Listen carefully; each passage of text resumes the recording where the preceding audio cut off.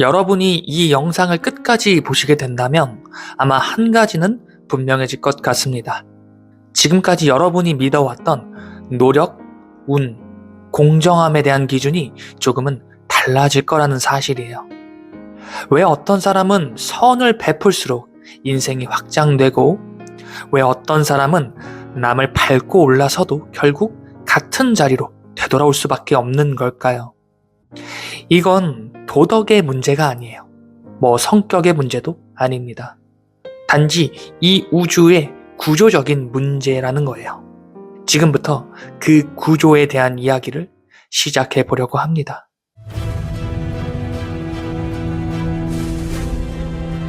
여러분은 어제보다 더 나은 오늘을 선택하셨습니다. 지금부터 여러분에게 비밀 한 가지를 말씀드리려고 해요. 이 비밀은 수세기 전부터 수많은 사람들의 입을 통해서 전해져 왔고, 성공학의 시초격이라 불리는 나폴레온 힐은 약 20여 년에 걸쳐서 507명의 성공인을 직접 인터뷰하며 이 성공의 법칙을 파헤치기도 했어요. 먼저 한 가지 분명한 말씀을 드리겠습니다. 저는 이 영상을 통해서 책도 강의도 그 어떤 것도 팔지 않을 거예요. 이 영상을 기획한 이유는 오직 한 가지. 여러분 한 사람 한 사람 안에 있는 그 무한한 가능성을 깨우쳐 드리고 싶었기 때문입니다. 이 자본주의 사회에서 어떻게 대가 없이 타인을 위한 일을 할 수 있느냐라고 반문하시는 분들도 계실 것 같아요. 하지만 그 생각은 이 세계를 단 하나의 차원으로만 보고 있기 때문에 가능한 생각이라고 생각합니다. 지금부터 저의 이야기를 좀 들려드릴게요. 흔히 우리는 이 현실을 3차원 세계라 부릅니다. 3차원이란 가로, 세로, 높이, 즉 정육면체의 공간의 차원을 의미하죠. 그리고 여기에 시간이라는, 그러니까 과거, 현재, 미래라는 일직선의 차원이 더해지면 그것은 4차원 세계가 됩니다. 즉 과거, 현재, 미래라는 우리 인생 전체를 한 장면처럼 내려다볼 수 있는 차원이 될 거예요. 그리고 여기서 한 단계 더 나아가서 내가 선택하지 않았던 모든 가능성을 의미하는 차원, 그러니까 기회 비용으로만 남았던 수많은 인생의 분기점까지 모두 포함한다면 그것이 바로 5차원 세계가 될 거예요. 4차원과 5차원의 가장 큰 차이는 4차원의 나의 삶이라고 하는 차원은 나의 선택으로 인한 우리의 인생 전체가 들여다 보여지는 차원이 되겠지만, 5차원 이상의 더 고차원 세계로 갈수록 내가 선택하지 않은 가능성까지 모두 포함한 차원이 바로 5차원 이상의 고차원 세계가 될 겁니다. 그리고 중요한 사실 한 가지, 우리 모두는 이미 이 모든 차원에 동시에 존재하고 있다는 거예요. 다만 3차원이라는 이 현실 세계만 자각하며 살아가고 있을 뿐인 거죠. 그래서 우리 왜 끌어당김의 법칙에서는 시각화, 심상화라는 개념을 강조하기도 합니다. 이런 개념이죠. 내가 바라는 것을 이미 이룬 것처럼 느끼라고 하는 이러한 메시지 말이죠. 왜 이러한 의미를 강조할까요? 그리고 왜 종교에서도 이미 받은 것처럼 행동하라라는 이러한 메시지를 또 강조할까요? 각 차원에 존재하는 나라는 존재는 서로 감정이라는 매개체를 통해 서로 연결되어 있기 때문입니다.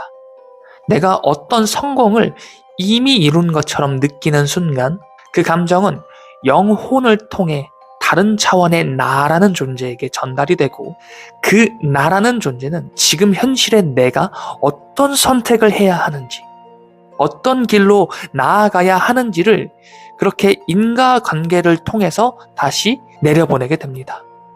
자, 그렇다면 여기서 이런 질문이 하나 떠오르실 거예요.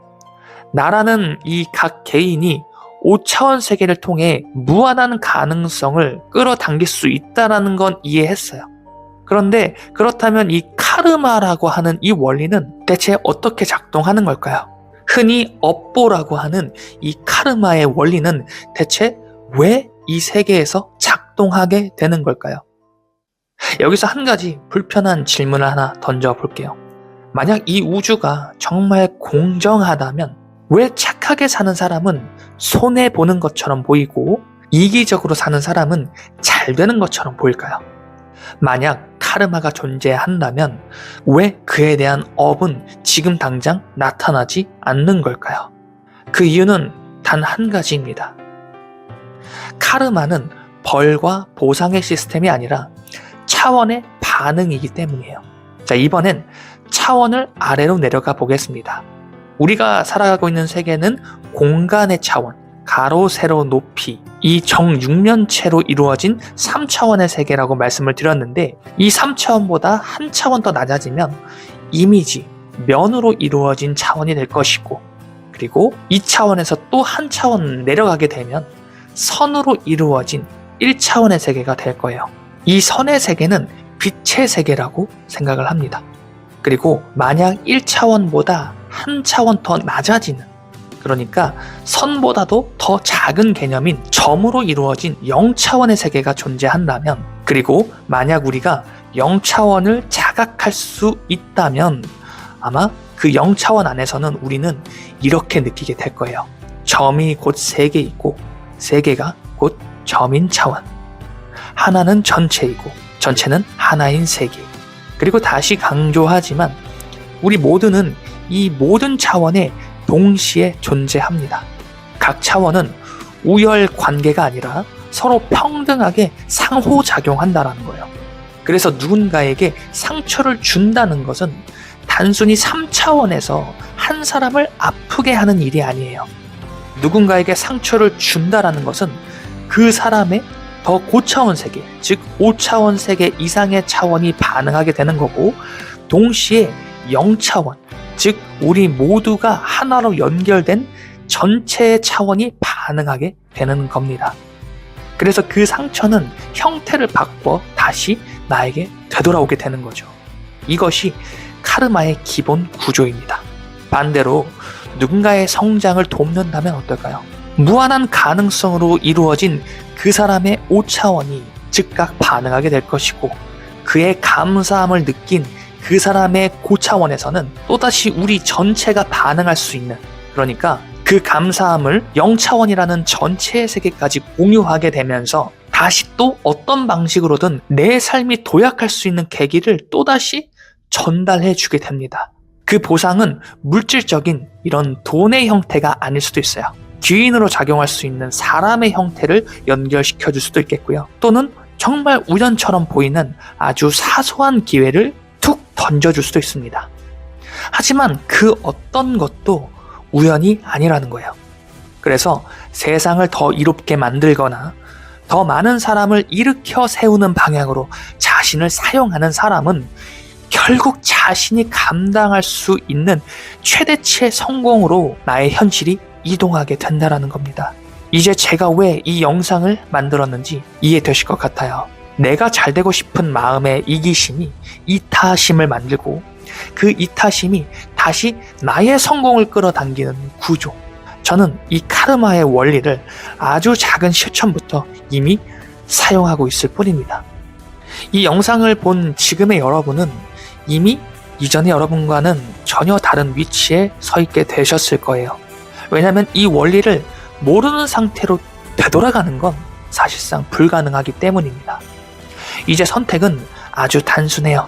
이 구조를 그럴듯한 이야기로 그냥저냥 흘려보낼지, 아니면 오늘 하루의 선택 하나라도 무언가를 조금씩 바꿔볼지.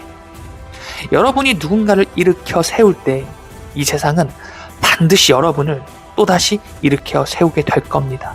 이건 위로가 아닙니다. 어떠한 신념도 아니에요. 이건 분명한 이 우주의 구조입니다. 여러분이 바라는 그 궁극적인 성공은 이미 여러분의 5차원 세계에 존재합니다. 이제 남은 거는 그 가능성을 여러분의 현실로 끌어올릴 여러분의 선택뿐입니다. 여러분은 오늘도 어제보다 더 나은 오늘을 선택하셨습니다. 여러분의 무한한 가능성, 그 잠재력을 오늘 하루 느끼실 수 있는 하루가 되셨으면 좋겠습니다. 지금까지 이훈만 작가의 57층 한강뷰였습니다. 영상 시청해주셔서 감사합니다. 여러분이 만약 지금 현재 통장의 잔고가 거의 말라버린 상황이라면, 그래서 미래가 잘 보이지 않는다고 그렇게 느끼고 있는 상황이 맞다면, 오늘 이 영상은 그저 평범한 동기부여 영상으로 간주되진 않을 겁니다. 실제로 이러한 상황에서 출발해서 수백억 원 규모의 부를 만들어낸 사람이 가장 먼저 어떤 것을 먼저 바꿨는지 그 출발점을 이번 영상에서 보여드리려고 해요. 오늘 영상에서의 이 주인공, 이 이야기의 주인공은 처음부터 성공한 사람의 그런 모습이 아니었어요. 한 남자가 있었습니다. 학력도 높지 않았고 특별한 기술도 없었고 내세울 만한 경력도 없었습니다. 그의 하루는 항상 밤에 시작됐어요. 사람들이 퇴근한 뒤 불이 꺼진 사무실에서 그는 혼자 바닥을 닦고 쓰레기를 치웠습니다.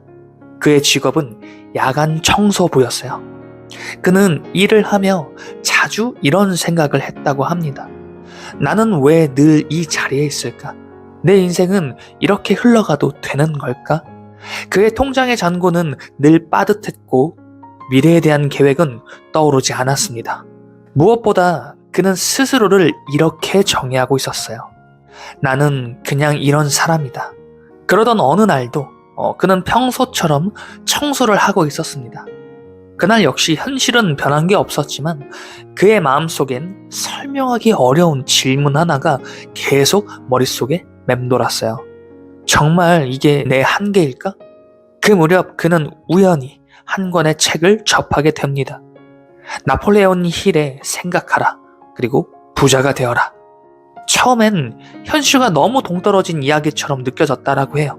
하지만 책 속 이 문장을 읽는 순간 그는 더 이상 그대로 넘길 수 없다라고 판단했습니다. 사람은 반복적으로 생각하는 대로 살아가게 된다. 그 문장을 읽고 그는 처음으로 자기 자신을 의심하기 시작했어요. 혹시 문제는 돈도 환경도 아니라 내가 나를 어떤 사람으로 믿고 있느냐 아닐까? 이 질문 앞에서 그는 처음으로 멈춰 섭니다. 그리고 이 이야기를 듣고 있는 우리가 훗날 이렇게 부르게 될 그 남자의 이름은 바로 밥 프록터였어요. 밥 프록터는 그날 이후 부자가 되겠다라고 결심한 게 아니었습니다. 그는 자기 자신에 대한 정의, 즉 자기 개념을 바꾸기로 결심한 겁니다. 그가 실제로 반복한 행동은 아주 단순했어요. 성공한 사람의 사고방식을 매일 읽고 이미 원하는 삶을 사는 것처럼 글로 적고, 가난한 자신이 아니라 성공한 자신의 관점에서 하루를 해석하는 연습. 그는 훗날 이렇게 말합니다. 당신은 스스로에게 허락한 수준 이상으로 절대 성공할 수 없다 라고 말이죠. 여기서 중요한 사실 한 가지가 있습니다. 그의 현실은 이 생각을 시작으로 즉시 바뀌지 않았다라는 거예요. 여전히 청소부였고 여전히 돈은 부족했습니다. 하지만 그의 선택은 달라졌어요. 시간을 쓰는 방식, 배움을 대하는 태도, 사람을 대하는 관점, 그리고 그는 더 이상 나는 원래 이런 사람이야 라는 말로 자신을 제한하지 않았습니다. 그리고 결국 그는 세일즈 업계로 들어가 교육과 강연을 시작하며 자신이 먼저 바꾼 생각에 현실을 맞춰가기 시작했어요. 그리고 수십 년이 지난 후 우리는 밥 프록터를 이렇게 기억합니다.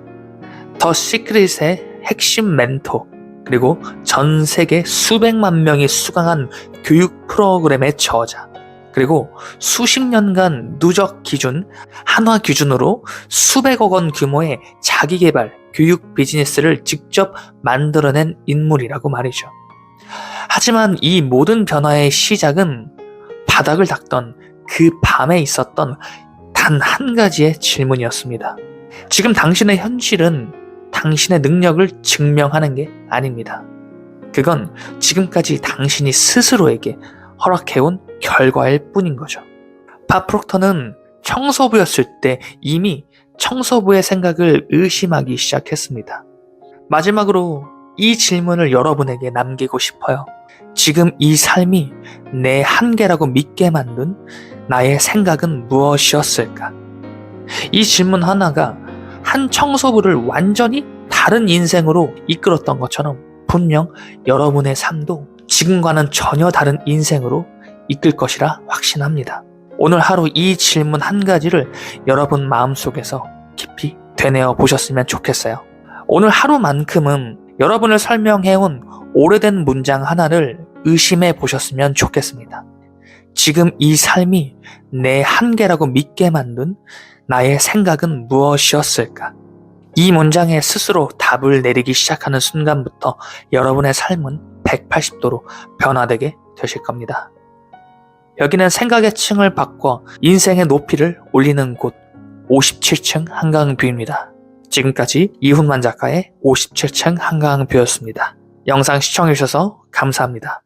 여러분이 만약 현실적인 이유 때문에 정말 하고 싶은 일을 하지 못하고 있거나 어느 순간부터는 꿈보다는 타협이 익숙해진 삶을 살아가고 있다고 그렇게 느끼신다면 오늘 들려드릴 이 이야기의 주인공을 끝까지 봐주시길 바라겠습니다. 이 이야기는 막연한 희망을 말하는 이야기가 아닙니다. 생각 하나의 차이로 한 사람의 인생이 어떻게 바뀌고 그 선택이 훗날 대한민국을 지탱하는 거대한 기업으로 이어졌는지 그 실제 이야기를 말씀드리는 거예요. 남들과는 완전히 다른 기준 하나로 가난과 한계라는 현실을 정면으로 마주하며 지금도 여전히 수많은 사람들에게 존경을 받고 있는 이 이야기의 주인공은 바로 정주영 회장입니다. 여러분은 오늘도 어제보다 더 나은 오늘을 선택하셨습니다. 지금부터 57층의 전당 두 번째 이야기 시작하겠습니다. 안녕하세요. 57층 한강뷰입니다. 정주영은 처음부터 무언가를 선택할 수 있는 위치에 있던 사람이 아니었어요. 가난한 농가의 장남, 학교에 가는 대신 논밭으로 나가야 했고 공부는 사치였으며 미래를 말하는 건 더 큰 사치였던 시대. 그의 인생엔 꿈이라는 단어를 꺼낼 여유조차 없었습니다. 이렇게 사는 게 맞나? 이 질문조차 마음속으로만 삼켜야 했던 그런 시절이었어요. 정주영은 여러 번 고향을 떠났습니다. 그리고 그때마다 붙잡혔고 다시 돌아왔고 그리고 다시 가난 앞에 서야 했습니다. 사람들은 말합니다. 도망쳤다고. 하지만 그는 도망치고 있던 게 아니었습니다. 그는 단 하나의 질문을 포기하지 않았을 뿐입니다. 이곳 말고 다른 삶은 정말 없는가? 이 질문이 그를 다시 걷게 만들었던 거죠. 막노동 현장, 거기엔 먼지와 소음, 그리고 하루를 버티는 일상, 대부분의 사람들은 그곳에서 하루를 끝내는 법만 배웠습니다. 하지만 정주영 회장은 달랐어요.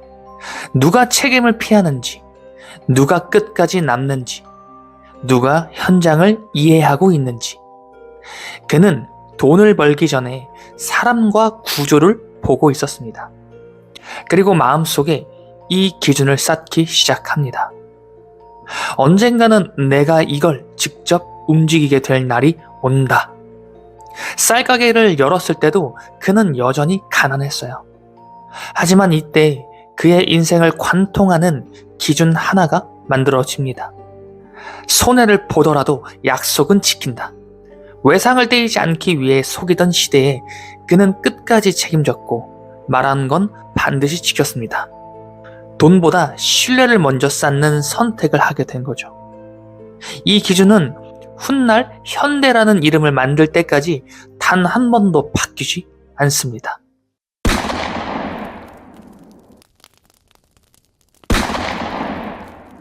전쟁 이후의 대한민국, 아무것도 남아있지 않았던 시절, 사람들은 말했습니다.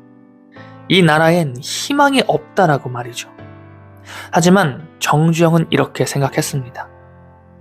아무것도 없다라는 건 이제 뭐든 지을 수 있다라는 뜻이다.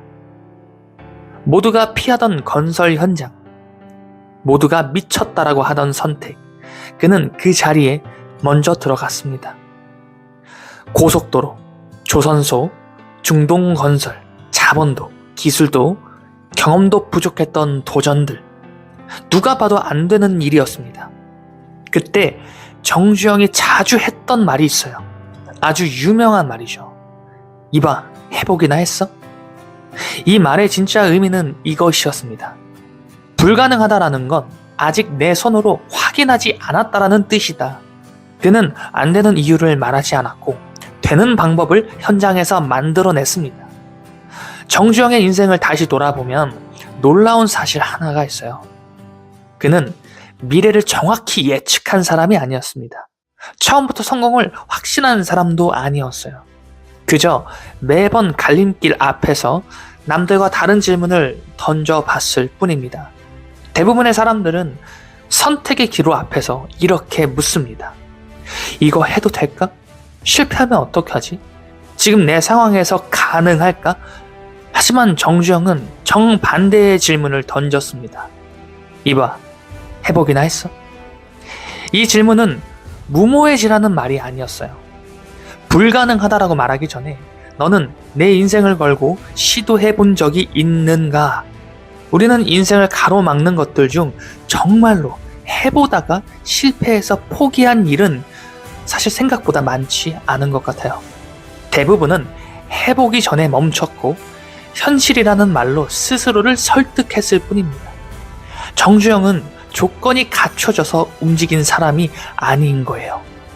그는 움직이면서 조건을 만들어낸 사람이었습니다. 지금 이 영상을 보고 있는 여러분들에게 마지막으로 이 질문을 남기고 싶습니다.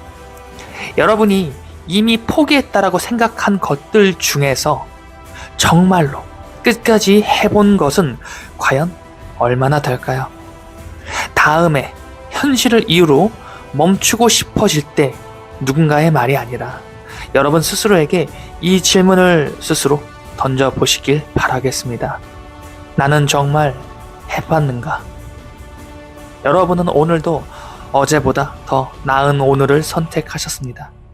그리고 그 선택은 지금 이 순간에도 여러분의 인생을 조금씩 다른 방향으로 움직이고 있습니다. 지금까지 57층의 전당 두 번째 이야기였습니다. 영상 시청해주셔서 감사합니다. 혹시 여러분 이런 생각 한 번쯤 해본 적 있지 않나요? 열심히 생각했고 나름 긍정적으로 살려고 했는데 왜 현실은 항상 비슷한 자리일까? 끌어당김, 상상, 믿음 다 좋은 말 같긴 한데 솔직히 말하면 이건 되는 사람들 이야기 아닐까? 그런 생각이 들 때가 있는 것 같습니다. 그런데요, 네빌 고다드는 이렇게 말합니다. 여러분은 한 번도 실패한 적이 없다라고 말이죠. 지금부터 57층의 전당 세 번째 이야기 시작하겠습니다.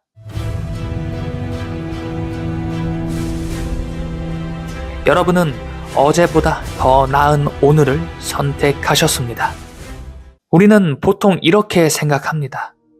생각을 바꾸면 현실이 바뀐다. 긍정적으로 생각해야 잘 된다. 라고 말이죠. 그래서 매일 아침에는 이렇게 다짐하기도 해요. 오늘은 다르게 생각하겠다라고. 그런데 점심쯤 되면 현실이 우리를 한번 툭 치죠. 메일 하나, 그리고 말 한마디, 그리고 숫자 하나. 그 순간 우리는 다시 이전과 같은 원래의 상태로 돌아갑니다. 역시 아직 멀었지. 나는 아직 그 정도는 아니지.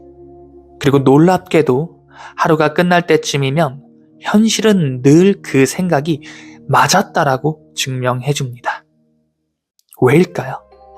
왜 이런 현상이 일어나게 되는 걸까요? 네빌 고다드는 이렇게 말합니다. 우리는 원하는 미래를 상상하면서도 이미 안 될 상태를 선택하고 있기 때문이라고 말이죠. 여기서부터는 조금 불편할 수 있는 이야기를 하나 말씀드려 보겠습니다. 여러분은 지금까지 이런 말을 수없이 반복해왔을 거예요. 아직 준비가 덜 됐어. 조금만 더 잘 되면 바뀔 수 있어. 지금 이 상태론 무리야. 그런데 이 말들의 공통점이 뭔지 아시나요? 전부 현재의 나를 기준으로 미래를 판단하고 있다는 겁니다. 네빌 고다드는 이걸 가장 치명적인 오류라고 말하고 있어요. 왜냐하면 현재의 나는 과거 상태의 결과이기 때문입니다. 지금 여러분이 보고 있는 현실은 이미 끝난 게임의 리플레이 화면 같은 거라고 말하고 있어요. 그런데 우리는 이 화면을 보면서 지금 막 게임을 조작하고 있다라고 착각하고 있다라고 말하기도 합니다. 그래서 아무리 애써도 버튼은 먹힐 리가 없겠죠. 여기서 대부분의 사람은 완전히 잘못된 방향으로 나아가게 됩니다. 더 노력하려고 하고, 더 분석하려고 하고, 더 자신을 채찍질합니다. 하지만 네빌 고다드는 이 장면에서 단호하게 말합니다. 문제는 노력의 양이 아니다. 여러분이 서 있는 위치다. 그리고 이 말이 붕괴의 핵심입니다. 현재를 바꾸려는 사람은 영원히 같은 미래를 반복한다. 현실을 바꾸려는 모든 시도는 항상 실패합니다. 왜냐하면 현실은 결과이지 출발점이 아니기 때문이에요. 여러분이 진짜 바꿔야 할 것은 현실도 행동도 아닙니다. 바로 지금 이 순간 여러분은 어떤 상태에 머물고 있는가. 그래서 네빌 고다드는 항상 이것부터 말했습니다. 상태를 먼저 바꿔라. 자, 이제부터 말씀드릴 3가지는 방법이 아닙니다. 어떠한 요령도 아니에요. 다만 여러분이 어디에 서야 하는지에 대한 일종의 좌표를 제시해 드리려고 해요. 네빌 고다드의 첫 번째 가르침은 현 상태에 집중하라 라는 것입니다. 결과도 아니고 행동도 아닙니다. 지금 이 순간 여러분이 어떤 상태에 머물고 있는가, 그게 전부입니다. 한 가지 이야기를 들려드릴게요. 한 남자가 있었습니다. 그는 늘 이렇게 말했어요. 돈이 생기면 여유를 가질 수 있을 텐데. 그래서 돈이 없을수록 더 조급해졌고 선택은 점점 더 짧아졌습니다. 반대로 비슷한 상황인데도 이상하게 늘 여유 있어 보이는 사람이 있었습니다. 그 사람은 더 많이 가진 게 아니라 이미 여유로운 사람의 상태에 머물러 있었을 뿐입니다. 그리고 그 상태가 말투를 바꾸고 선택을 바꾸고 그에 따른 결과를 불러왔습니다. 현실은 상태의 원인이 아니라 상태의 결과입니다. 네빌 고다드의 2번째 가르침은 이미 이루어진 감각에 머물라라는 것입니다. 많은 사람들이 여기서 착각을 하곤 하는데요. 무언가 내 바람이 이루어지면 기쁠 거라고 생각한다는 거예요. 흥분할 거라고 생각한다는 겁니다. 하지만 네빌은 단호하게 말합니다. 그 감정은 틀렸다라고 말이죠. 정말로 이루어진 순간의 감정은 흥분 상태가 아니라는 거예요. 오히려 이런 느낌입니다. 아, 그렇지. 이미 끝난 일이었지. 시험에 합격했을 때 이미 합격을 예상하고 있었다면 환호보다는 담담함이 먼저 올 거예요. 그 무심함, 그 당연함, 게다가 그게 바로 소망이 성취된 상태의 진짜 감각이라는 겁니다. 그리고 네빌 고다드의 3번째 가르침은 외부 현실을 기준으로 삼지 말라라는 것입니다. 사실 이게 가장 어렵고 가장 강력한 메시지이기도 해요. 지금 현실이 너무 다를 때, 통장 잔고, 관계, 성과, 이때 우리는 본능적으로 말합니다. 이건 아무리 봐도 아니잖아. 하지만 네빌은 이렇게 설명합니다. 지금 보이는 현실은 과거 상태가 남긴 흔적일 뿐이다. 마치 영상이 업로드된 뒤 버퍼링이 있는 것처럼 현실은 항상 조금 늦게 나타난다고 해요. 그러니 지금 화면이 아니라 지금 내가 머무는 상태를 믿으라고 네빌은 말합니다. 자, 이제 여기까지 들으셨다면 여러분은 이미 알고 계실 것 같아요. 현실은 낮에 바뀌지 않는다라는 것. 결심할 때도 다짐할 때도 아니라는 것을 말입니다. 현실은 하루가 끝나는 순간에 바뀌게 됩니다. 왜냐하면 잠들기 직전의 상태가 다음날의 출발점이 되기 때문이에요. 네빌 고다드는 이 시간을 이렇게 불렀습니다. 의식이 가장 무방비해지는 순간. 그래서 이 시간에 여러분이 어떤 상태로 들어가느냐가 내일의 선택을 이미 결정해버립니다.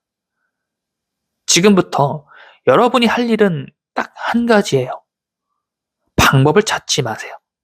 그리고 과정을 생각하지도 않는 겁니다. 그저 이렇게 하시는 거예요. 오늘 밤 잠들기 직전에 원하는 결과가 이미 끝난 하루를 되돌아보듯 떠올려 보시는 거예요. 아, 결국 이렇게 흘러왔네. 그 장면을 길게 붙잡을 필요도 없습니다. 중요한 건 성공이 아니라 당연함입니다. 그 상태로 잠드세요. 그게 전부입니다. 이유는 간단해요. 여러분의 무의식은 잠들기 직전의 상태를 사실로 채택하기 때문입니다. 그 다음 날부터 여러분은 달라지려고 애쓰지 않아도 된다는 거예요. 이미 다른 상태에서 아침을 시작하게 되는 거니까 말이죠. 여러분, 오늘 이 이야기를 들었다고 해서 당장 여러분의 현실이 크게 바뀌지는 않을 거예요. 하지만 그게 정상입니다. 현실은 늘 한 박자 늦게 움직이니까요. 하지만 오늘 이 영상을 끝까지 들은 여러분은 이미 한 가지의 길을 건너왔습니다. 나는 왜 이 자리에 있지? 라는 질문에서 나는 어디에 서 있지? 라는 질문으로 한 챕터 더 나아가시게 된 거예요. 이 차이는 생각보다 큽니다. 전자는 현실을 바꾸려는 질문이고 후자는 현실이 시작되는 지점을 묻는 질문이니까요. 네빌 고다드는 말했습니다. 사람은 자신이 머무는 상태를 세상에 투사할 뿐이다. 그러니까 여러분의 삶은 운도 아니고 환경도 아니고 성격의 문제가 아닙니다. 지금까지의 삶은 여러분이 어떤 상태에 오래 머물러 있었는지의 기록일 뿐인 거예요. 그리고 중요한 건 이겁니다. 상태를 바꾸는 게 아니라 옮기는 것이라는 사실이라는 거죠. 노력해서 올라가는 게 아니라 여러분이 선택해서 이동하는 것. 그래서 오늘 밤이 너무나도 중요할 것 같아요. 내일이 아니라 언젠가가 아니라 바로 오늘 밤, 오늘 잠들기 직전 여러분은 이렇게 선택할 수 있습니다. 나는 아직 그 사람이 아니야 라는 상태로 잠들 수도 있고 이미 그 장면을 지나왔어 라는 상태로 잠들 수도 있습니다. 그리고 현실은 여러분이 선택한 그 선택을 조용히 따라옵니다. 소리 없이 하지만 정확하게. 여러분의 소망은 미래에 있지 않습니다. 이미 한번 끝났던 장면이고 여러분이 아직 채택하지 않았던 장면일 뿐인 거죠. 오늘 밤 여러분은 어떤 상태로 눈을 감으시겠습니까? 그 선택이 여러분의 다음 현실을 이미 결정해 두고 있습니다. 지금까지 이훈만 작가의 57층 한강뷰였습니다. 여러분은 오늘도 어제와 다른 오늘을 선택하셨습니다. 영상 시청해주셔서 감사합니다. 오늘 여러분이 이 영상을 끝까지 보고 있다는 그 사실, 그 자체가 이미 하나의 선택 그 자체예요. 어제보다 조금 더 나은 오늘을 선택하겠다라는 무의식적인 결정 말이죠. 여러분의 삶은 의미를 가질 자격이 있습니다. 아니, 여러분의 삶은 여러분이 의미를 부여하는 그 순간, 여러분 한 가지 질문으로 오늘 이야기를 시작해 보겠습니다. 만약 여러분의 자유가 모두 박탈된다면, 그러니까 여러분이 가지고 있는 돈도, 그리고 직업도, 이름도, 가족도, 심지어 내일을 기대할 권리마저 완전히 사라진다면 그 순간에도 여러분의 인생은 여전히 어떠한 의미가 남아있을까요? 대부분의 사람은 이 질문 앞에서 이렇게 말할 겁니다. 그 상황이라면 어떠한 의미가 있겠냐라고 말이죠. 하지만 오늘 이야기의 주인공은 그 질문에 정반대의 답을 내립니다. 그의 이름은 빅터 프랭클. 57층의 전당 7번째 이야기 시작하겠습니다. 여러분은 오늘도 어제보다 더 나은 오늘을 선택하셨습니다. 빅터 프랭클은 정신과 의사였어요. 인간의 고통과 심리를 연구하던 학자였고, 인간은 무엇으로 살아가는가라는 질문을 평생 붙들고 살았던 사람이었죠. 그러나 그 질문에 대한 답은 책상 위가 아니라 인류 역사상 가장 비인간적인 장소에서 비로소 완성되게 됩니다. 바로 아우슈비츠 강제 수용소였어요. 그곳에서 프랭클은 의사도 학자도 아니었습니다. 그저 번호로 불리는 죄수였고 언제 죽어도 이상하지 않은 그러한 존재 중 하나였죠. 아침에 눈을 뜨면 오늘 죽을지 아니면 내일 죽을지 아무도 알 수 없는 세계. 사람들은 조금 더 나은 배급을 받기 위해 서로를 밀어냈고 살아남기 위해 양심을 내려놓기도 했습니다. 그곳은 의미라는 단어가 가장 먼저 사라지는 공간 그 자체였어요. 그런데 프랭클은 그곳에서 하나의 차이를 발견하게 됩니다. 같은 환경, 같은 굶주림, 같은 공포 속에서도 어떤 사람은 아주 빠르게 무너지고 또 어떤 사람은 끝까지 인간다움을 붙잡고 있다라는 사실을 발견하게 된 거예요. 여기서 이 질문을 던져볼게요. 사람을 무너뜨리는 건 환경일까요? 아니면 그 환경을 받아들이는 태도일까요? 프랭클은 후자라고 믿었습니다. 그는 깨닫게 돼요. 인간에게는 어떠한 상황에서도 누구도 빼앗을 수 없는 단 하나의 자유가 있다는 것을 말이죠. 그것은 삶에 대한 태도를 선택할 자유였습니다. 굶주림 앞에서 증오로 자신을 소모할 것인가? 아니면 이 고통을 견디는 의미를 스스로 만들어낼 것인가? 절망 속에서 모든 것을 포기할 것인가? 아니면 아직 오지 않은 미래의 자신을 위해 오늘을 버틸 것인가? 이 선택의 차이가 사람의 생존을 갈랐다고 프랭클은 말합니다. 그는 매일 밤 한 장면을 상상했어요. 이 모든 시간이 끝난 뒤 강단에 서서 사람들에게 이 경험을 이야기하는 자신의 모습을 말입니다. 인간은 모든 것을 빼앗겨도 삶의 의미를 선택할 자유만큼은 결코 빼앗기지 않는다. 그 상상이 그를 살게 만들었습니다. 프랭클은 수용소에서 살아남은 뒤 이 경험을 바탕으로 하나의 이론을 만듭니다. 바로 로고 테라피, 의미 있는 치료입니다. 사람은 행복해서 버티는 게 아니라 버틸 이유가 있을 때 살아갈 수 있다라는 것. 지금 이 영상을 보고 있는 여러분도 마찬가지입니다. 우리 모두 마찬가지예요. 여러분이 처한 상황이 강제 수용소와 같지는 않을지 몰라도 분명 각자의 삶에는 도망치고 싶을 만큼 버거운 순간들이 존재할 겁니다. 성과가 보이지 않는 일, 반복되는 하루, 아무리 노력해도 달라지지 않은 어떠한 현실. 어쩌면 요즘 여러분은 이렇게 말하고 있을지도 모르겠어요. 지금 이 상황에서 내가 할 수 있는 게 뭐가 있지? 바로 여기서 빅터 프랭클의 이야기가 우리의 삶과 정확히 맞닿게 됩니다. 그는 말했어요. 상황은 바꿀 수 없어도 태도는 선택할 수 있다 라고 말이죠. 이 말은 긍정적으로 생각하라는 막연한 위로가 아닙니다. 아주 현실적인 선택의 문제 그 자체인 거죠. 예를 들어 볼게요. 오늘도 출근길에 같은 생각을 하셨을 수도 있겠어요. 이 일을 계속하는 게 맞나? 나는 왜 이렇게 제자리일까? 이때 우리는 무의식적으로 하나의 선택을 합니다. 포기하는 태도 혹은 의미를 부여하는 태도. 프랭클이 말한 의미란 거창한 사명 같은 게 아니에요. 지금 이 순간 내가 감당할 수 있는 책임 그 자체를 가리키는 거죠. 오늘 하루 성실하게 버텨내는 것. 누군가에게 불필요한 상처를 주지 않는 것. 어제보다 단 1%라도 더 나은 선택을 하는 것.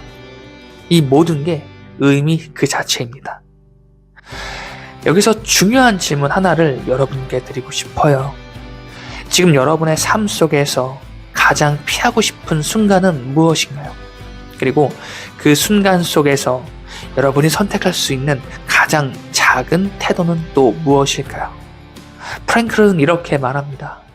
인간은 자신이 겪는 고통의 이유를 알 때 그 고통을 견딜 수 있다. 그러니까 지금의 힘듦은 여러분을 벌주기 위해 존재하는 게 아닙니다. 여러분이 어떤 사람이 될지를 묻고 있는 과정 그 자체인 거죠. 오늘 하루를 의미 없이 흘려보낼 수도 있고 오늘 하루를 의미 있는 재료로 사용할 수도 있을 거예요. 여러분의 그 작은 차이는 아주 사소해 보이겠지만 시간이 쌓이게 되면 인생의 방향을, 인생의 판도를 완전히 바꾸게 됩니다. 혹시 지금 내 인생엔 의미가 없다라고 생각하고 계신가요? 그렇다면 이 질문 하나만 오늘 꼭 붙잡아 보시길 바라겠습니다. 지금 이 상황에서 내가 지켜낼 수 있는 가장 작은 의미는 무엇일까? 이 답이 거창하지 않아도 좋습니다. 오히려 작고 사소해 보일수록 좋아요. 프랭클은 지옥 같은 현실 속에서도 그 질문을 놓지 않았습니다. 그리고 그 질문이 그를 살렸고 결국 수많은 사람의 삶까지 일으켜 세웠습니다. 오늘 여러분이 이 영상을 끝까지 보고 있다는 그 사실, 그 자체가 이미 하나의 선택 그 자체예요.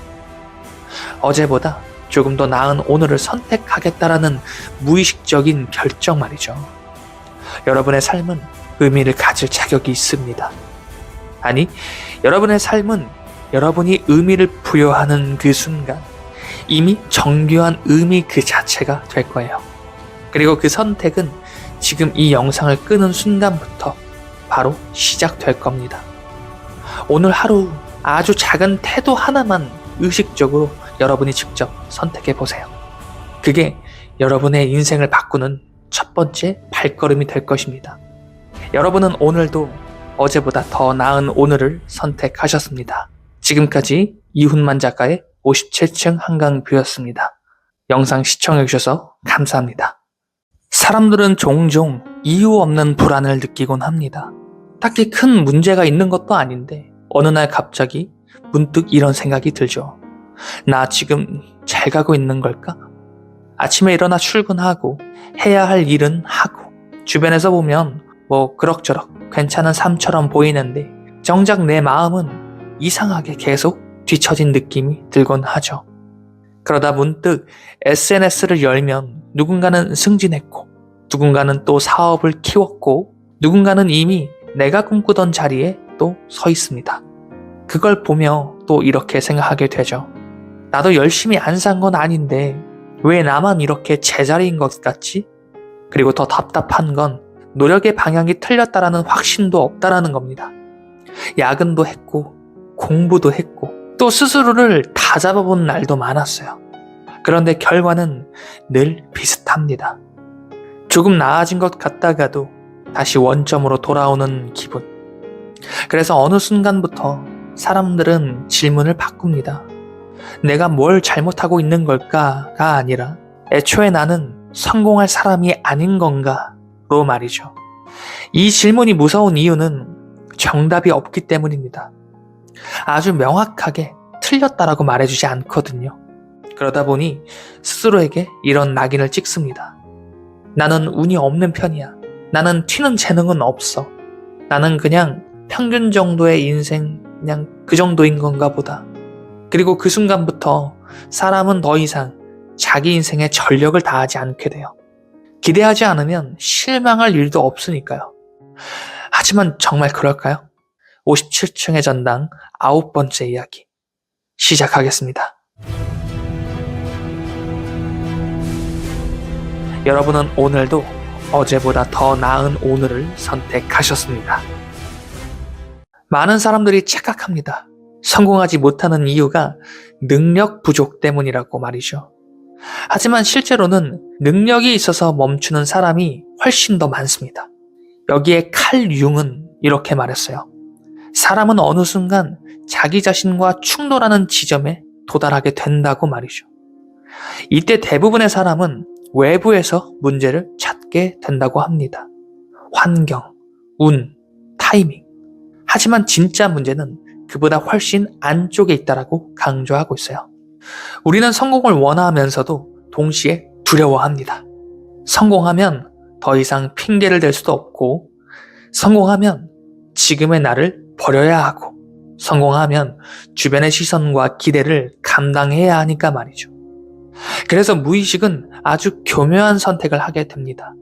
조금 더 준비가 되면, 지금은 때가 아닌 것 같아. 이번에는 컨디션이 안 좋아서. 겉으로 보면 아주 합리적인 판단 같지만 사실은 자기 보호에 지나지 않아요. 칼 융은 이것을 의식은 앞으로 가려 하지만 무의식은 제자리를 선택하는 상태라고 설명했습니다. 이 상태가 길어지면 사람은 스스로를 이렇게 정의하게 된다라고 합니다. 나는 원래 이런 사람이야. 나는 여기까지가 한계야. 하지만 성공한 사람들을 보면 완전히 다른 공통점이 있습니다. 그들은 처음부터 두려움이 없었던 사람들이 아니라는 거예요. 오히려 두려움을 안고 움직인 사람들이라는 겁니다. 불안한 상태에서 시작했고, 확신이 없을 때 행동했고, 준비가 끝나지 않은 채로 다음 단계로 올라갔습니다. 성공의 차이는 재능이 아니라 자기 자신을 대하는 태도에서 갈립니다. 여기서 여러분에게 질문 한 가지를 던져볼게요. 지금 여러분을 멈추게 하는 건 정말 현실적인 한계 때문일까요? 아니면 지금의 자신을 유지하고 싶은 무의식의 선택일까요?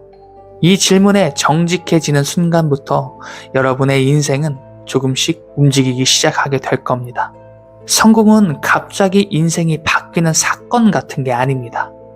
성공은 내가 나를 대하는 기준이 한 단계 올라가는 그 순간 자체를 가리켜요. 그렇다면 우리는 무엇을 선택해야 할까요? 어떠한 거창한 결심 같은 건 아닐 겁니다. 인생을 바꾸는 선택은 항상 아주 사소한 기준에서 시작됩니다. 성공하는 사람들은 공통적으로 이 세 가지를 선택한다라고 해요. 첫 번째, 완벽해진 다음이 아니라 불안한 상태에서 시작합니다. 준비가 끝나기를 기다리지 않습니다. 그리고 확신이 생기기를 미루지도 않아요. 그저 지금의 상태로 다음 계단을 천천히 밟아가는 거죠. 그리고 두 번째, 결과보다 기준을 먼저 올립니다. 오늘 당장 성과가 나오지 않아도 이 선택은 내가 나를 더 존중하는 선택인가? 이 질문에 예라고 대답을 할 수 있다면 기꺼이 그 길을 선택하는 거죠. 그리고 세 번째, 스스로 다짐하는 거죠. 더 이상 스스로를 낮추며 살지 않겠다라고 결단하는 겁니다. 환경이 바뀌어서가 아니라, 운이 좋아져서가 아니라, 나는 이제 내 인생을 대충 대하지 않겠다라는 그 결정 하나로 방향을 틀어낸다라는 겁니다. 오늘 여러분에게 이렇게 강조드리고 싶습니다. 지금까지의 선택이 그저 하루하루의 삶을 버티는 정도의 삶으로 보내고 계셨다면 오늘부터의 삶은 여러분의 삶을 한 발자국 한 발자국 더 나아갈 수 있는 삶으로 이끌어 가셨으면 좋겠습니다. 여러분의 삶을 이끈다라는 건 아주 작은 선택 한 가지면 충분합니다. 오늘 하루 여러분이 미루고 있던 것 하나를 끝까지 끝내보는 것. 남의 기준이 아니라 나의 기준으로 무언가를 결정해보는 것. 그리고 그 선택이 쌓이면 어느 순간 여러분은 이렇게 말하게 될 겁니다. 아, 그때부터 인생이 달라지기 시작했구나. 여러분은 오늘도 어제와 다른 하루를 선택하셨습니다. 지금까지 57층 한강뷰였습니다. 영상 시청해주셔서 감사합니다. 사람들은 일론 머스크를 이렇게 기억합니다. 천재, 괴짜, 미친 사람, 그리고 세상을 바꾼 인물이라고 말이죠. 하지만 우리가 정말 주목해야 할 건 그의 결과가 아닙니다. 왜냐하면 결과는 언제나 사고 구조의 부산물이기 때문이에요. 일론 머스크의 인생을 보면 한 가지 장면이 반복됩니다. 사람들이 모두 그건 불가능하다라고 말하는 그 지점에서 그는 오히려 거기서부터 시작한다라는 거예요. 민간이 로켓을 만든다라고 했을 때, 전기차로 기존 자동차 산업을 뒤엎겠다라고 했을 때 사람들은 하나같이 말했습니다. 시장성이 없다. 기술적으로 불가능하다. 너무 위험하다. 이 말을 듣는 순간 대부분의 사람은 그 자리에서 멈추게 돼요. 왜냐하면 거절은 곧 자기 능력에 대한 평가처럼 느껴지기 때문이에요. 그래서 사람들은 안전한 선택을 합니다. 조금 더 검증된 길, 조금 더 무난한 방향.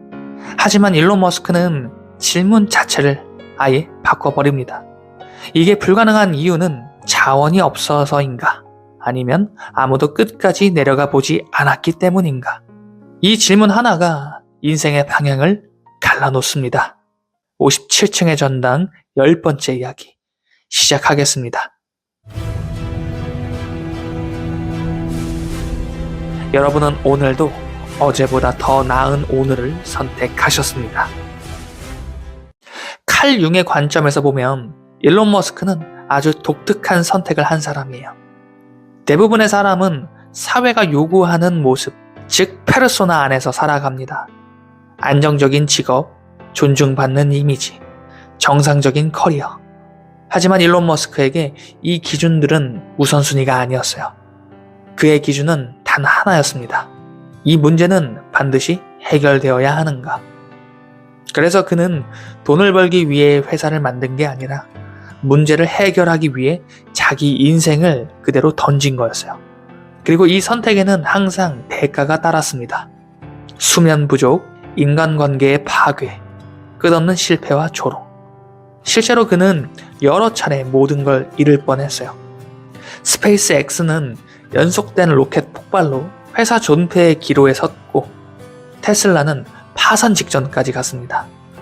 그 시점에서 대부분의 사람은 이렇게 말했을 거예요.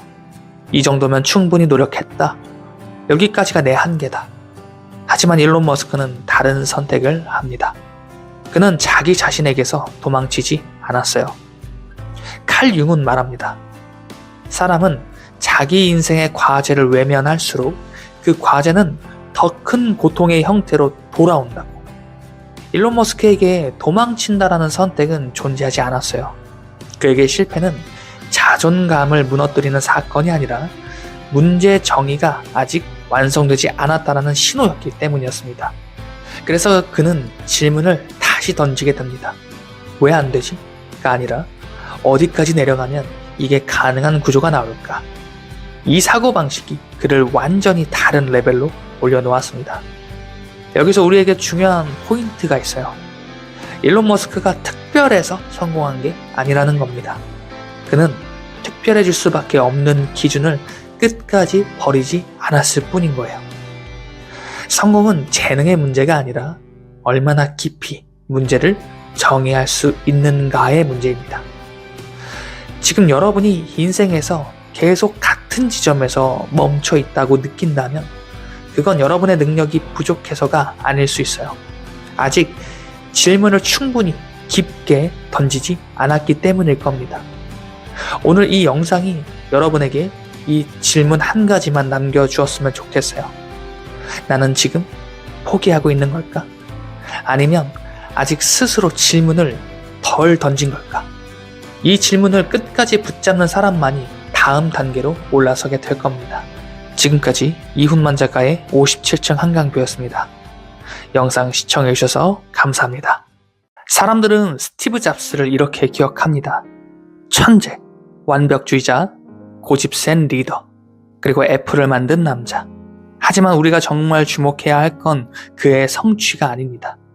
왜냐면 스티브 잡스의 인생은 성공보다 실패가 먼저였기 때문이에요. 그는 자신이 만든 회사에서 쫓겨났습니다. 애플을 세운 공동 창업자였고 세상을 바꾸겠다고 외치던 사람이었지만 이 사회는 그를 이렇게 판단했습니다. 당신은 이 회사를 이끌기에 너무 위험한 사람이다. 그 순간 대부분의 사람은 무너지게 될 거예요. 자기 정체성 자체가 부정당했다라고 느끼기 때문입니다. 하지만 스티브 잡스는 그 실패를 다르게 해석합니다. 그는 훗날 이렇게 말해요. 애플에서 쫓겨난 건 내 인생에서 가장 큰 행운이었다. 이 말이 허세처럼 들린다면 아직 그의 사고 구조를 끝까지 보지 않은 걸 겁니다. 57층의 전당 11번째 이야기 시작하겠습니다. 여러분은 오늘도 어제보다 더 나은 오늘을 선택하셨습니다. 칼 융의 관점에서 보면 스티브 잡스는 자기 그림자를 끝까지 마주한 인물이었어요. 그의 문제는 능력이 아니었습니다. 오히려 너무 강한 확신이 문제였던 거죠. 그는 타협하지 않았고 평균을 싫어했고 이 정도면 됐다라는 말을 용납하지 않았습니다. 그래서 그는 조직에서 밀려났습니다. 하지만 여기서 대부분의 사람과 완전히 다른 선택을 하게 되죠. 스티브 잡스는 자기 자신을 줄이지 않았어요. 사람들은 실패하면 스스로를 낮춥니다. 현실에 맞추고 기준을 재정비하고 세상에 맞게 자신의 가치를 변형하게 되는 거죠. 하지만 그는 세상에 아직 자기를 따라오지 못했다라고 생각했습니다. 그래서 그는 다시 묻게 되죠. 내가 틀린 게 아니라면 세상에 아직 이 기준이 필요 없는 걸까? 그리고 그 질문을 안고 넥스트를 만들고 픽사를 만듭니다. 이 시기 그는 더 이상 성공을 증명하려 하지 않았어요. 대신 자기 세계를 정교하게 다듬는 데 집중합니다. 칼 융은 말합니다. 사람은 무의식의 목소리를 끝까지 밀어붙일 때 비로소 자기 인생을 살게 된다라고 말이죠. 스티브 잡스에게 그 무의식의 목소리는 아주 명확했습니다. 아름답지 않으면 의미가 없다. 사람의 삶을 바꾸지 못하면 제품이 아니다. 그래서 그는 불편한 사람이 되었고 다루기 어려운 리더가 되었고 완벽주의자가 되었습니다. 하지만 바로 그 지점이 세상을 설득했습니다. 아이폰은 기술의 승리가 아니었어요. 사고방식의 승리였습니다. 사람들은 자기가 무엇을 원하는지 보여주기 전까지는 모른다. 이 말은 오만이 아니라 확신이었습니다. 여기서 우리에게 중요한 질문 하나가 있어요. 여러분은 지금 세상의 기준에 자기 자신을 맞추고 계신가요? 아니면 세상을 설득하고 있으신가요? 스티브 잡스가 위대한 이유는 한 번도 대중에게 맞춰 살지 않았기 때문입니다. 그는 자신의 기준을 낮추지 않았고 자기 세계를 숨기지 않았고 끝까지 밀어붙였습니다. 성공은 사람들에게 잘 보이는 능력이 아니라 끝까지 지켜낸 자신의 기준의 결과입니다. 지금 여러분이 어디선가 계속 어긋나는 느낌을 받고 있다면 그건 실패의 신호가 아니라 아직 세상에 자기의 기준을 제시하지 않았다는 신호일 수 있어요. 오늘 이 영상이 여러분에게 이 질문 하나를 남겼으면 좋겠습니다. 나는 나 자신을 이 세상에 맞추고 있는 걸까? 아니면 나만의 기준을 끝까지 밀어붙이고 있는 걸까? 이 질문에 여러분 스스로 정직해지는 순간 여러분의 인생은 지금까지와는 전혀 다른 방향으로 움직이기 시작할 겁니다. 여러분은 오늘도 어제와 다른 인생을 선택하셨습니다. 지금까지 이훈만 작가의 57층 한강뷰였습니다. 영상 시청해주셔서 감사합니다. 여러분 혹시 이런 경험 있으신가요? 분명히 충분히 고민했고 이성적으로 판단했다라고 믿었는데 결과는 늘 비슷하게 흘러가는 그런 느낌 말이죠.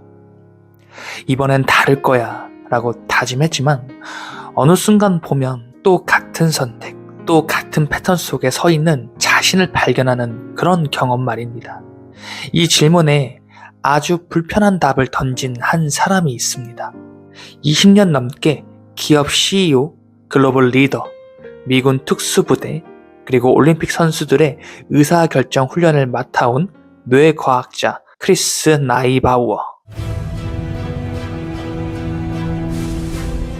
여러분은 오늘도 어제보다 더 나은 오늘을 선택하셨습니다. 그는 사람들에게 더 똑똑해지는 법을 가르친 사람이 아니었어요. 오히려 사람들이 얼마나 자신의 생각을 과대평가하고 있는지를 집요하게 파헤친 인물이었죠. 그가 내린 결론은 단순하지만 아주 충격적입니다. 인간은 생각해서 선택하는 존재가 아니라 이미 내려진 선택을 생각으로 정당화하는 존재다. 즉, 여러분이 내가 결정했다고 믿는 그 순간에도 뇌 속에서는 이미 결론이 나 있었을 가능성이 높다라는 뜻이에요. 나이바우어는 이 보이지 않는 자동 시스템을 언뇌라고 부릅니다. 여러분이 의식하지 못하는 사이 감정과 습관, 과거의 기억과 두려움이 순식간에 판단을 내리게 되고 의식은 그 뒤에서 그럴듯한 이유를 만들어낼 뿐이라는 거죠.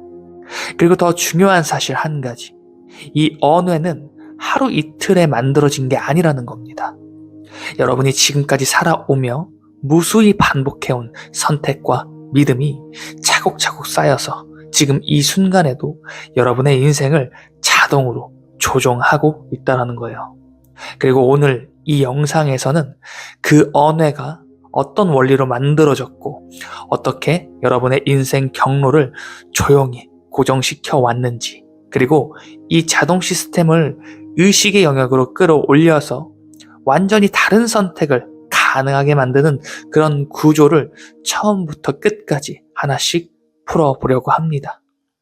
그렇다면 이 언어라는 자동 시스템은 대체 어떻게 우리 인생을 조정하고 있는 걸까요? 크리스 나이바우어는 이 질문에 대해 아주 단순한 구조를 제시합니다. 우리 뇌에는 두 개의 의사결정 회로가 있다고 해요. 하나는 빠르고 자동적이며 감정적인 뇌, 그리고 다른 하나는 느리고 논리적이며 의식적인 뇌.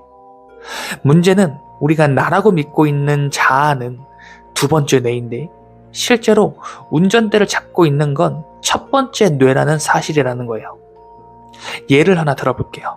여러분이 누군가의 말을 듣는 순간 이상하게 거부감이 들었던 경험, 이게 설명할 수는 없지만 이 사람은 아닌 것 같아 라고 느꼈던 적 있으시죠?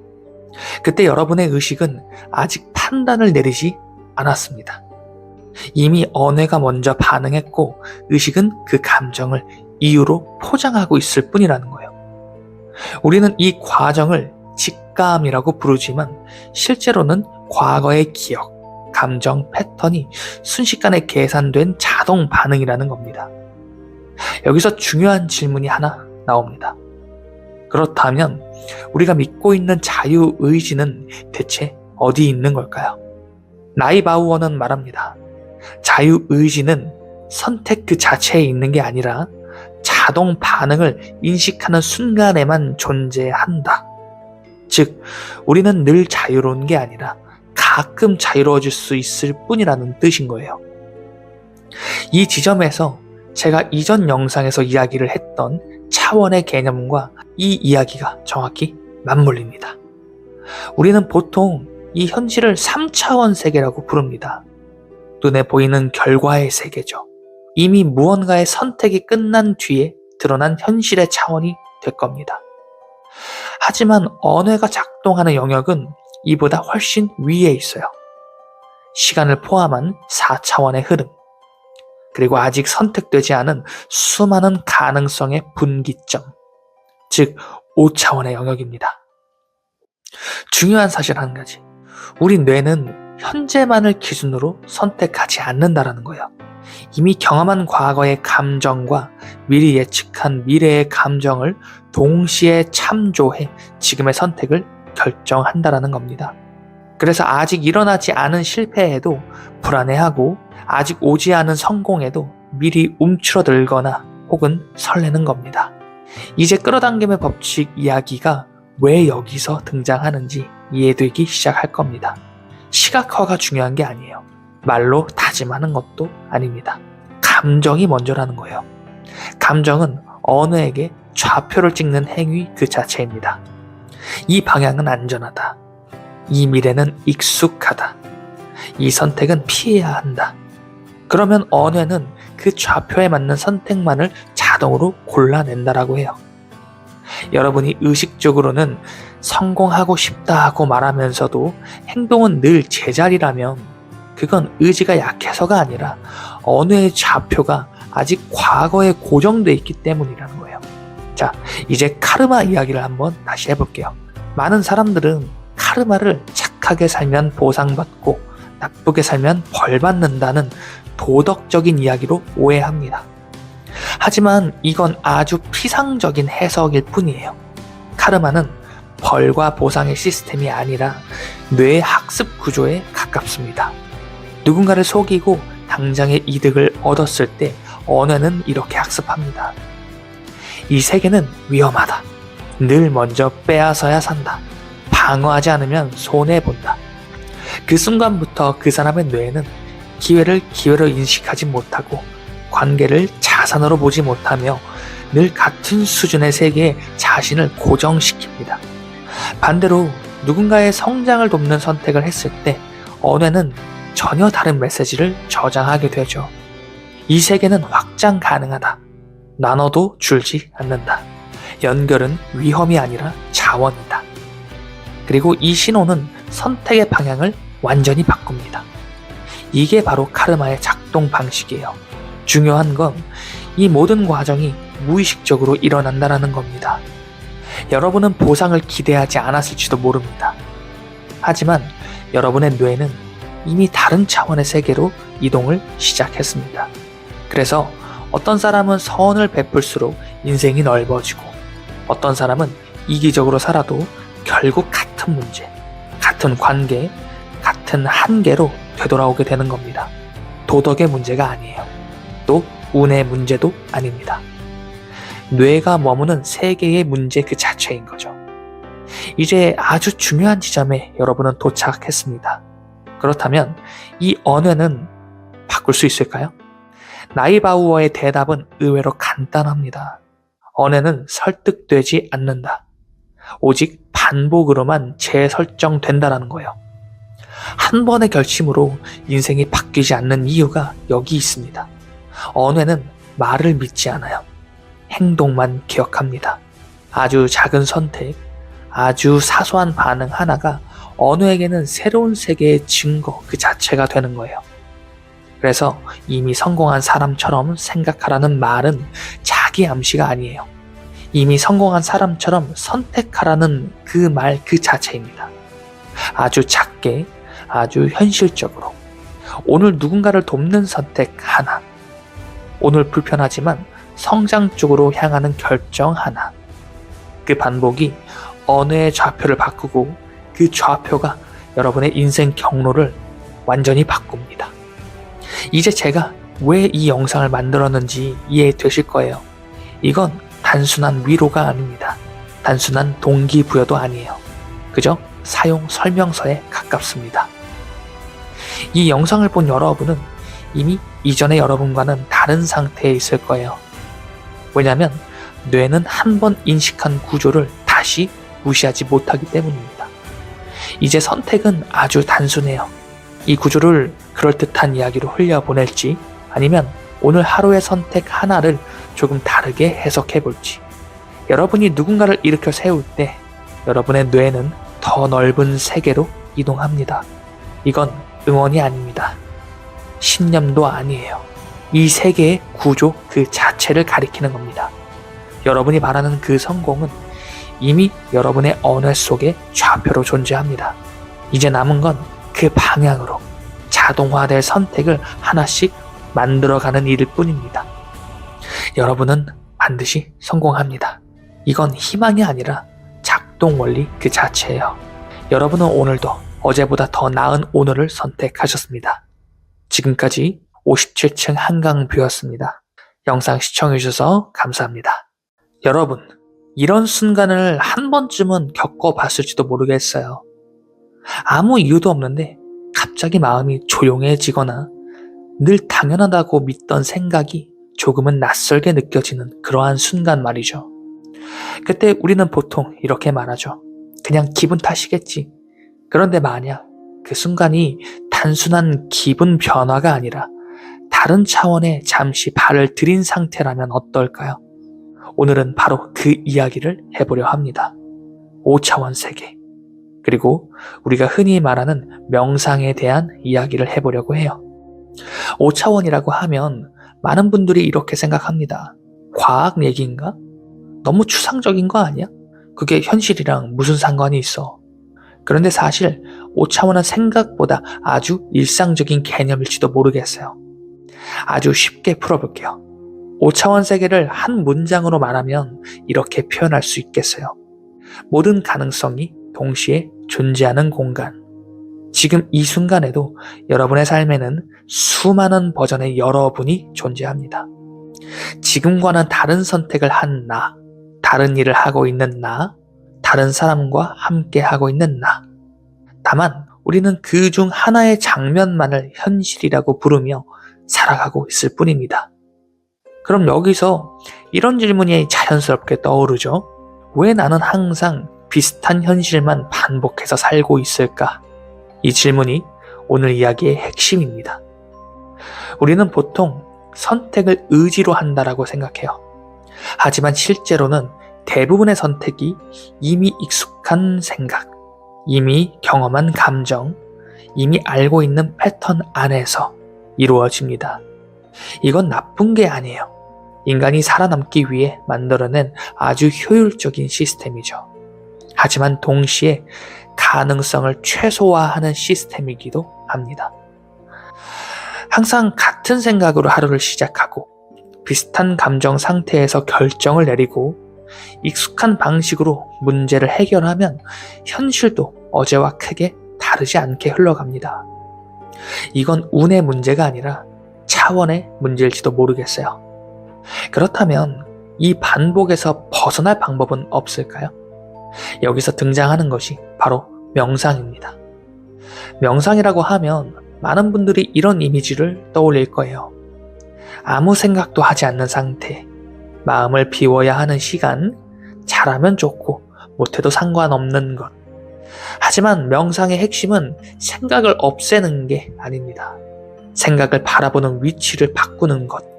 이게 명상의 본질이에요. 눈을 감고 호흡에 집중하다 보면 생각은 계속 떠오를 거예요. 해야 할 일, 걱정, 과거의 장면, 미래에 대한 상상. 명상은 그렇게 떠도는 생각을 막는 시간이 아닙니다. 그저 이런 생각이 떠오르는구나 하고 한 발짝 떨어져서 지켜보는 시간 자체인 거죠. 이때 아주 흥미로운 변화가 일어납니다. 생각과 나 사이에 아주 작은 거리가 생기는 거죠. 그리고 그 순간 우리는 항상 머물러 있던 익숙한 차원에서 잠시 벗어나게 됩니다. 이 상태가 바로 5차원 세계의 입구입니다. 5차원 세계는 무언가를 더 열심히 해서 도달하는 곳이 아니에요. 오히려 그 반대입니다. 쥐고 있던 제한을 잠시 내려놓는 순간, 그때 자연스럽게 열리는 공간이에요. 그래서 명상을 하다 보면 이런 경험을 하게 됩니다. 별것 아닌 문제인데 갑자기 다르게 보이거나 해결책이 없던 상황에서 문득 다른 선택지가 떠오르거나 이유 없이 마음이 가벼워지는 순간. 이건 기적 같은 게 아닙니다. 그 순간만큼은 여러분 가능성이 동시에 느껴지고 있기 때문이에요.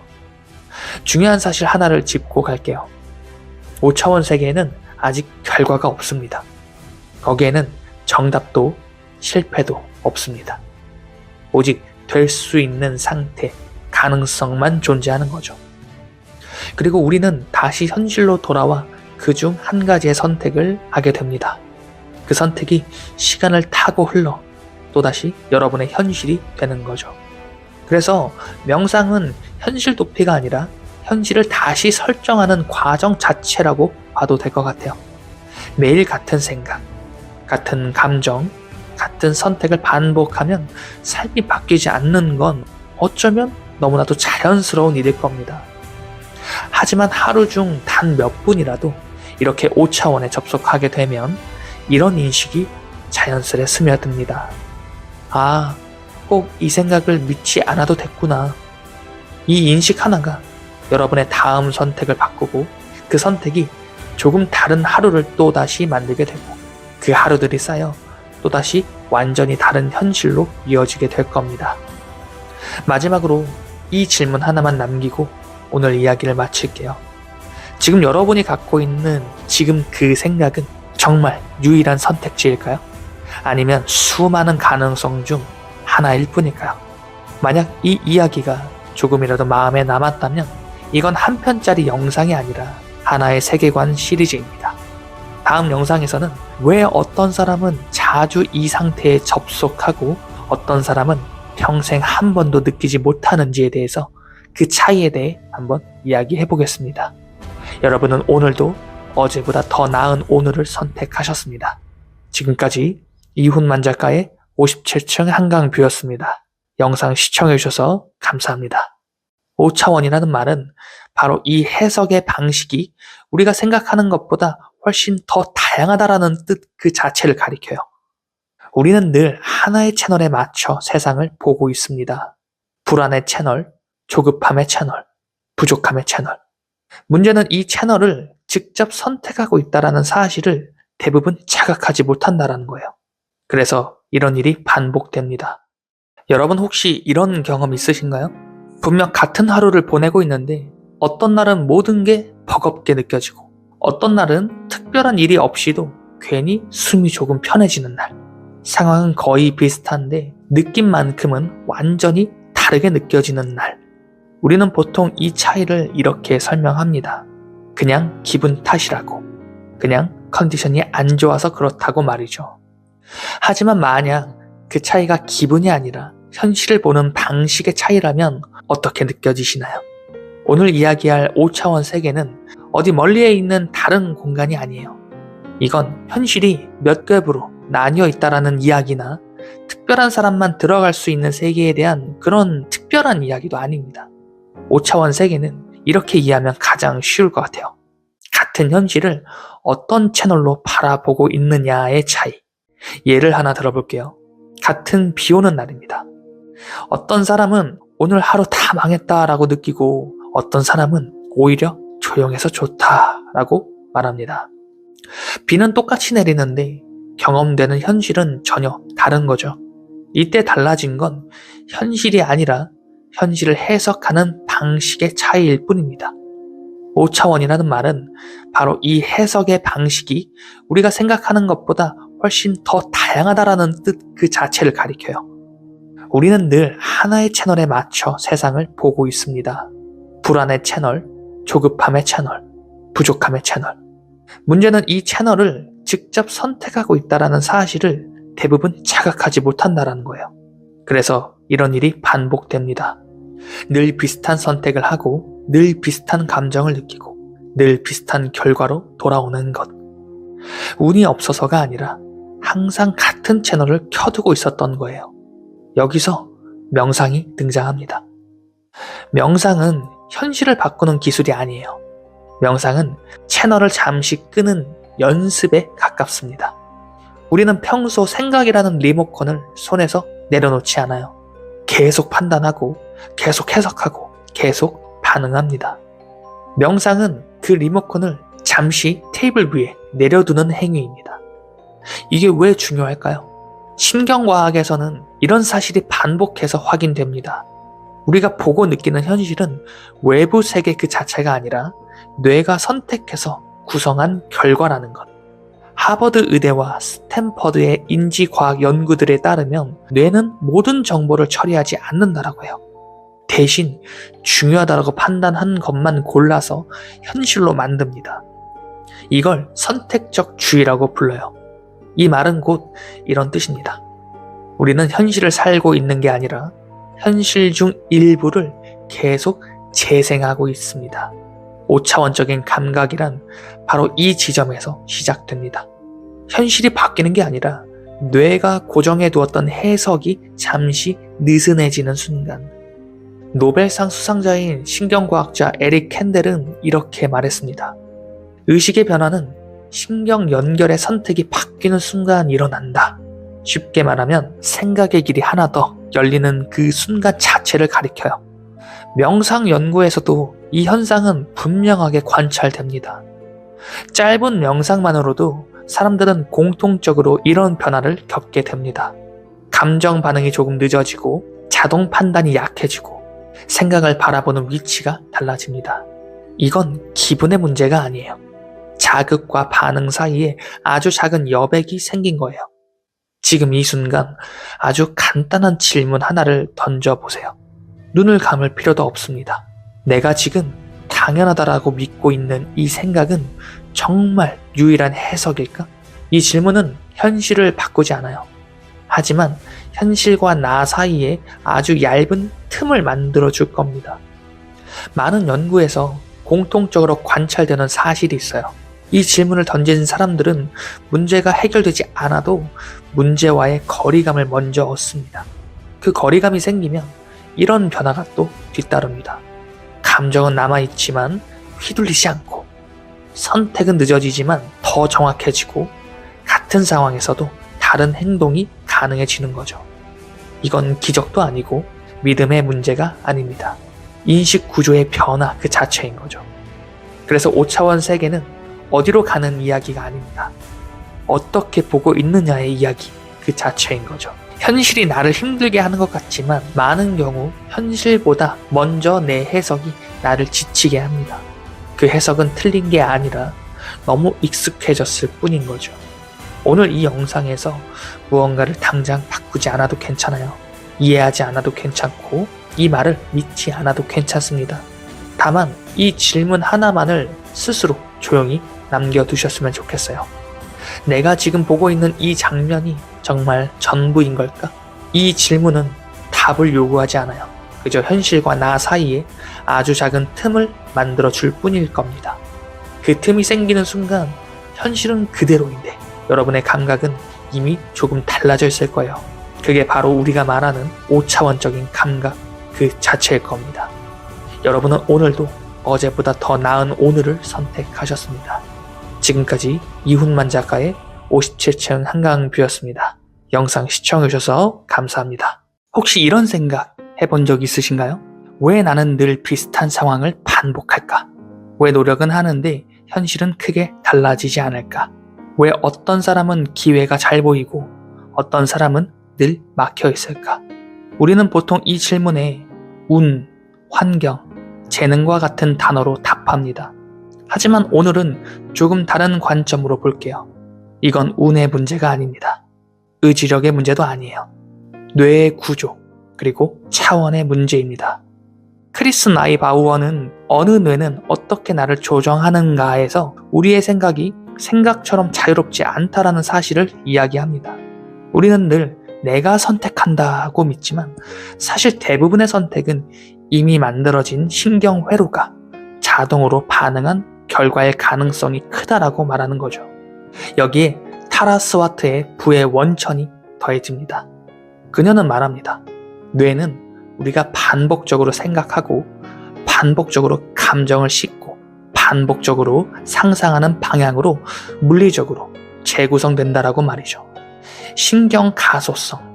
자주 사용하는 회로는 두꺼워지고 사용하지 않는 회로는 약해집니다. 그리고 두꺼워진 회로는 다시 같은 선택을 또 유도하죠. 같은 해석, 같은 반응, 같은 인간관계, 같은 결과.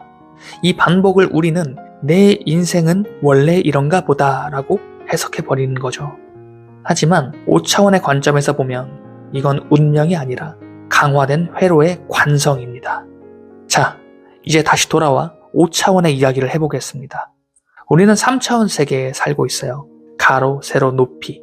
여기에 시간의 축이 더해지면 그걸 4차원 세계라고 부르죠. 그런데 5차원이란 무엇일까요? 그건 내가 선택하지 않은 모든 가능성까지 동시에 존재하는 차원이 될 겁니다. 다르게 말하면 전혀 다른 삶을 살고 있는 또 다른 가능성의 내가 이미 존재하는 차원인 거죠. 더 확장된 나, 더 부유한 나, 더 영향력 있는 나, 더 평온한 나. 문제는 그 가능성이 없어서가 아니라 나의 뇌가 그 가능성을 중요하다라고 설정하지 않았다라는 거예요. 타라 스와트는 RAS, 망상 활성계라는 개념을 설명합니다. 이 시스템은 수많은 정보 중 중요하다라고 판단된 것만 의식으로 올린다라는 거예요. 임산부는 길을 가다가 갑자기 유모차만 보이기 시작하고 또 새 차를 사면 그 차종이 유독 많이 보이기 시작하는 이러한 현상들 아마 여러분도 겪어보셨을 텐데 이는 세상 자체가 바뀐 게 아닌 거겠죠. 단지 여러분이 세상을 바라보는 그 필터 자체가 바뀐 겁니다. 그렇다면 질문은 이거예요. 여러분의 뇌는 지금 어떤 미래를 가장 중요하다라고 설정해 두고 있습니까? 결핍인가요? 불안인가요? 아니면 여러분의 한계인가요? 여기서 핵심이 나옵니다. 뇌는 현실과 감정이 실린 상상을 완벽히 구분하지 못한다라는 거예요. 구체적이고 반복적인 심상은 실제 경험과 유사한 신경 반응을 만듭니다. 이 말은 무엇일까요? 아직 오지 않은 미래라도 반복적으로 감정과 함께 구체적으로 경험하게 된다면 뇌는 그것을 중요한 현실 후보로 분류하기 시작한다는 거예요. 그리고 RAS는 그 방향의 정보만 통과시킵니다. 기회가 보이기 시작하고 사람이 달라 보이고 같은 상황에서도 다른 선택이 가능해집니다. 겉으로는 우연처럼 보이기도 해요. 하지만 내부에서는 회로가 바뀌고 있는 겁니다. 이제 조금은 불편한 진실을 전해볼게요. 지금의 현실 역시 우리가 강화해온 반복의 결과일 가능성이 큽니다. 하지만 동시에 이건 엄청난 자유입니다. 왜냐하면 여러분이 반복적으로 느끼고 상상하면서 여러분의 현실을 바꿀 수 있기 때문이에요. 생각을 억지로 바꾸라는 것이 아니라 중요도를 바꾸라는 것. 여러분의 뇌가 이게 중요하다라고 판단할 수 있을 만한 착각을 만드는 거예요. 그게 5차원의 현실을 여러분의 삶으로 끌어오는 방식입니다. 오늘부터 아주 작은 실험 한 가지를 해보세요. 이미 이루어진 사람처럼 하루에 딱 3분만 구체적으로 그 상상을 해보는 겁니다. 감정을 싣고 환경을 세세하게 그리며 여러분의 표정과 말투까지 포함해서 아주 구체적으로 상상해보는 거예요. 처음엔 어색할 거예요. 당연히 가짜 같고 현실과 안 맞는 느낌이 들 겁니다. 왜냐면 기존 회로가 더 두껍기 때문이에요. 하지만 반복은 항상 구조를 이깁니다. 어느 순간 이상하게도 보이지 않던 길이 보이기 시작하게 될 거고 그때 여러분은 깨닫게 될 거예요. 변한 건 세상이 아니라 내가 이 세상을 바라보고 있는 필터 그 자체였다라는 것을 말이죠. 5차원 세계는 신비주의 같은 걸 가리키는 게 아니에요. 여러분의 가능성은 이미 존재하고 뇌는 중요도를 따라 여러분의 현실을 구성합니다. 이 둘이 만나는 지점, 그게 우리가 오늘 말한 구조 그 자체가 될 겁니다. 여러분은 지금 어떤 가능성을 더 강화하시겠습니까? 이건 응원이 아니에요. 위로도 아닙니다. 그저 이 세상이 작동하는 원리 그 자체예요. 여러분은 오늘도 어제보다 더 나은 오늘을 선택하셨습니다. 지금까지 이훈만 작가의 57층 한강뷰였습니다. 영상 시청해주셔서 감사합니다.